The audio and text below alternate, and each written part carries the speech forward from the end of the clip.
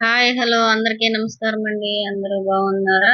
ఈరోజు మనము సొరకాయ ఎండు చేప కర్రీ చేసేసుకుందాము. చాలా బాగుంటుందండి. మీరు ఒకసారి ఇలా ట్రై చేయండి. చాలా సింపుల్ గా కూడా అయిపోతుంది. దానికోసం నేను సొరకాయ తీసుకున్నాను. ఇది చిన్న చిన్న ముక్కలుగా కట్ చేసుకున్నాము. కట్ చేసేసానండి. చేపలు కూడా నానబెట్టేసుకున్నాను. ఇవి కూడా కడిగి పక్కన పెట్టేసుకున్నాము. ఇప్పుడు బౌల్ తీసుకొని ఆయిల్ వేసుకున్నాను. అందులో తాలింపు గింజలు వేసుకున్నాను. కట్ చేసుకున్న 2 ఆనియన్స్, 2 వెల్లుల్లి రెమ్మలు వేసేసుకున్నానండి. ఇవి వేగాక ఇందులో కొద్దిగా కరివేపాకు వేసుకున్నాము. ఒక స్పూన్ అల్లం వెల్లుల్లి పేస్ట్ కూడా వేసుకున్నాము. ఇది కొంచెం దూరగా వేయించిన తర్వాత టమోటాలు వేసేసుకున్నాము. మూత పెట్టి కొద్దిసేపు మగ్గనిద్దాం. మగ్గిందండి. ఇందులో కట్ చేసి పెట్టుకున్న సొరకాయ ముక్కలు వేసేసుకున్నాం. ఇది మొత్తం బాగా కలిపెడదాము.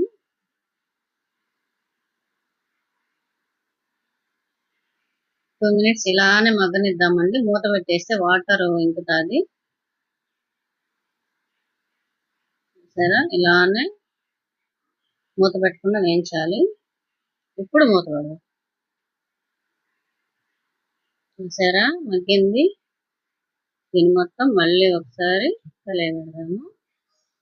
ఇందులో సరిపడినంత కారం వేసుకుందాం. నేనైతే చిన్న స్పూన్ 3 స్పూన్స్ వేసుకున్నానండి. 1 స్పూను పసుపు వేసుకున్నాను. 1 స్పూన్ ధనియాల పొడి వేసుకున్నాను. మొత్తం ఒకసారి కలిపెడదాము. ఇది మొత్తం కలిపేసిన తర్వాత కొంచెం తగినంత ఉప్పు మొత్తం కలిపేసేసి మూత పెట్టి మగ్గనిద్దాము. చూసారా మగ్గింది. దీన్ని మొత్తం మళ్ళీ ఒకసారి కలబెడదాము.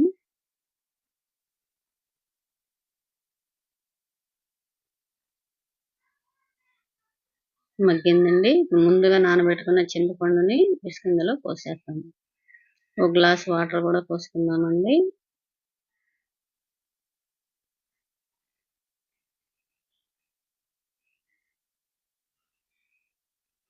చూసారా సరిపోయినట్టు మూత పెట్టి మగ్గనిద్దాము.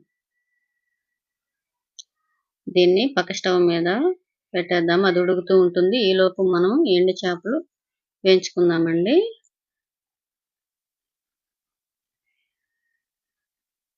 2 స్పూన్స్ ఆయిల్ వేసుకున్నాను. ఈ చేపలన్నీ ఇందులో వేగనిద్దాము. ఎక్కువ వేయించాల్సిన అవసరం లేదండి. మనం పప్పులోకి వేయించుకు తినేంత వేయించకూడదు. ఓ 5 మినిట్స్ వేగితే సరిపోతుంది. ఎక్కువ వేగితే మరలా ఆ టేస్ట్ మారిపోతుందండి.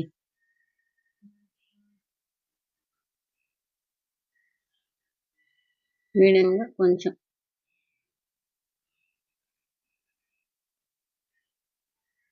వేగినాయండి. ఇప్పుడు ఎత్తి ఈ సొరకాయలో వేసేద్దాం.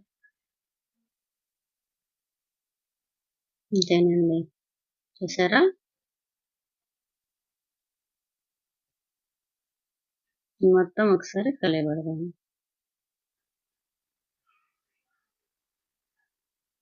మూత పెట్టి ఒక 5 మినిట్స్ మగ్గనిద్దాము. చూసారా గ్రేవీ దగ్గర పడింది.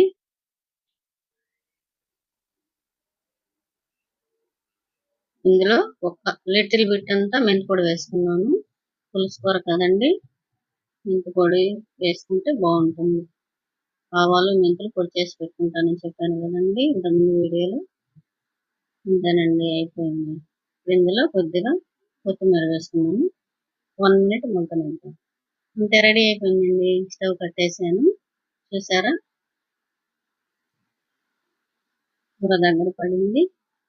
గ్రేవీ చిక్కగా వచ్చింది. చూసారా ఎంతో కలర్ఫుల్ గా చాలా బాగుందండి. ఇప్పుడు దీన్ని ఒక సర్వింగ్ బౌల్లోకి తీసుకొని సర్వ్ చేసుకుంటే రెడీ. అంతేనండి. చాలా సింపుల్ గా అయిపోతే చాలా టేస్ట్ గా కూడా ఉంటుందండి. చూసారా ఎంత కలర్ఫుల్ గా యమ్మీగా వచ్చేసింది కదా. ఇలా ఒకసారి మీరు ట్రై చేసి ఎలా ఉందో నాకు కామెంట్ చేయండి. చాలా టేస్ట్ గా ఉంటుందండి. మీరు ట్రై చేయండి. నా వంట మీకు నచ్చినట్లయితే లైక్ చేయండి, షేర్ చేయండి, సబ్స్క్రైబ్ చేసుకోండి. థ్యాంక్ యూ అండి. బాయ్.